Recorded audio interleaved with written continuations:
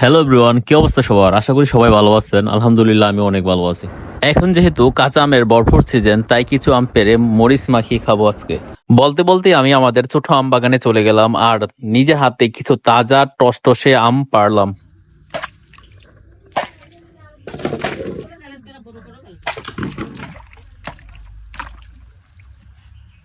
গ্রীষ্মের এই ভর দুপুরে নিজের হাতে আম পেড়ে খাওয়ার মজাটাই অন্যরকম।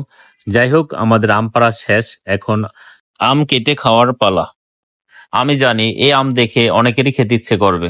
যাই হোক, এই বছর এই প্রথম আমি কাঁচা আম খেলাম, যা খুবই মজার ছিল। আর আমার এই আম খাওয়া দেখে অনেকে বলে উঠবে, ভাই এটা তো পুরাই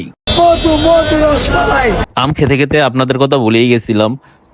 যাই হোক, ভিডিওটা কেমন লাগছে জানাবেন। ভালো লাগলে লাইক কমেন্ট শেয়ার দিয়ে পাশে থাকবেন। ধন্যবাদ সবাইকে।